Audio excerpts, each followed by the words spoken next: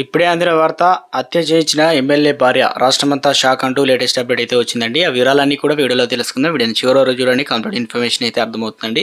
మీలో ఇంకెవరైనా సరే మన ఛానల్ సబ్స్క్రైబ్ చేయకుండా చూసినట్లయితే వెంటనే మన ఛానల్ సబ్స్క్రైబ్ చేసుకోండి. ప్రభుత్వం నుంచి వచ్చే లేటెస్ట్ అప్డేట్ అందరికంటే ముందుగా అందించడం జరుగుతుంది. అదే లైక్ చేయడం మర్చిపోతున్నారు, దయచేసి లైక్ చేయండి. లైక్ చేయకుండా వీడియోలోకి అయితే వెళ్ళిపోదామండి. మనం తెలంగాణలో ఆయన సీనియర్ నాయకుడు జనరల్ సీట్ నుంచి పలుసార్లు ఎమ్మెల్యేగా గెలుపొందిన అరుదైన రికార్డు ఉన్నారు. అయితే ఆయనే కాదు, ఆయన కుమార్తె కూడా రాజకీయాల్లో గెలిచి చరిత్ర ఉన్నారనమాట.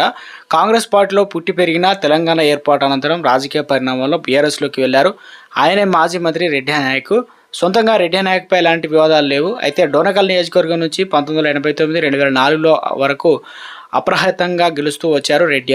ఈ సమయంలో ఇది ఎస్టీ రిజర్వ్ నియోజకవర్గం కావడం. మరోవైపు 2009 తొలిసారిగా ఓటమి పాలైన రెడ్డి 2014, 2018లో తిరిగి గెలుపొందారు. 2023లో జరిగిన ఎన్నికల్లో మాత్రం ఓటమి పాలయ్యారు. రెడ్డి నాయక్ కుమార్తె అయినటువంటి మాలోత్ కవిత 2019లో మహబూబాద్ నియోజకవర్గం నుంచి ఎంపీగా గెలుపొందారు.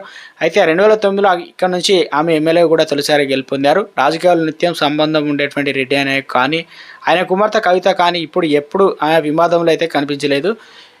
అయితే రెడ్డి నాయక్ భార్య దారంసోతు లక్ష్మి అనూహ్య వార్తలు నిలిచారు. ఇక మహబూబాద్ జిల్లా చిన్న గూడూరు మండలం ఉగ్గంపల్లి గ్రామంలో వ్యవసాయ పనులకు సరిగా చేయలేదంటూ పాలేరు పైన లక్ష్మి ఆగ్రహం వ్యక్తం చేసినట్లు కథనాలు వస్తున్నాయి. తీసుకున్న అప్పునకు వడ్డీ సరిగా చెల్లించడం లేదంటూ కూడా ఆగ్రహం చెందినట్లు సమాచారం. అతన్ని చితకబాదినట్లు కూడా చెప్తున్నారు. దీంతో మనస్తాపానికి గురైన పాలేరు దారంసోత్ నాయక్ పురుగుల మందు తాగాడట. అతడికి ఆసుపత్రికి తరలించినట్లు తెలుస్తుంది. పరిస్థితి విషమంగా ఉన్నట్లు చెప్తున్నారు.